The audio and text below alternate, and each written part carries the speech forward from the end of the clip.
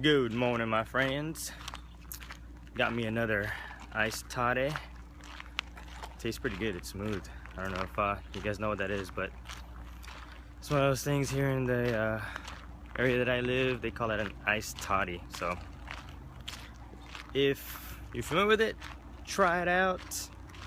Let me know what you think, because I like it. It tastes smooth, and I love coffee. Anyways, so this morning, I want to talk about those times when you're struggling, and then you get this huge sense of relief when you actually get some help from someone, and especially when it's not expected. But you also don't realize that maybe you brought it up not really knowingly in some of the areas that you're struggling with. So for example, I've sought out coaches and mentors and done internships and things like that to basically work on the things that I felt I was weak on, that I knew was going to help me move forward in certain areas of my profession. But there are times when we're stubborn as hell, extremely stubborn, and we think, no man, we can get it done. Here's an example.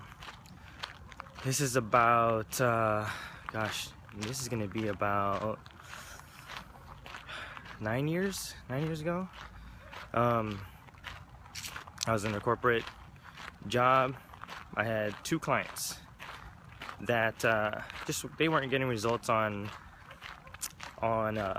the system that was put in place by my employers. So took it within my own hands and kept it appropriate for the programming, in terms of the fitness programming, and started getting some crazy results. So things started moving, and I'm called into the office because there's notes on these clients. Called into the office and pretty much want to fire me, and I'm like pretty much telling them to fuck off, because if you look at the notes, my clients are getting results. That's what you hired me for, and the end game is that clients are happy because they're getting results. So they couldn't fire me because I was right in that regard. Okay, but then times you got to be careful, because then stuff like that, especially for a guy, I think it's more pronounced for guys. Starting to see it a lot in women nowadays, and that's cool, because it's like, I think a lot of women don't believe when they're doing an amazing job. Don't believe that, when we say that, no man, no woman, you have an amazing body. That's another subject though. So let me get back to the point. So at that point, I was pursuing just about every damn certification I could in the field, and I was getting overconfident with that stuff, and I was like, yeah, you know what, I'm getting pretty badass results. You can pretty much fuck off, because I know better than you, right? But when you're young and dumb like that, you're trying to find ways to stay on top of the mountain. And so, going back to that topic of where I almost got fired because I wasn't following their system, I decided taking it in my own hands and creating a new program for the clients, and ended up we pretty much doubled the results. Then what ended up happening is, a couple years later, started pretty much staying the same, and weaknesses and failures started kicking in, and pretty much becoming very, very stubborn on seeking help. Yet a friend reaches out to me, pretty much deciphers like the direction that I wanted to go, but I couldn't for whatever reason I couldn't answer for myself.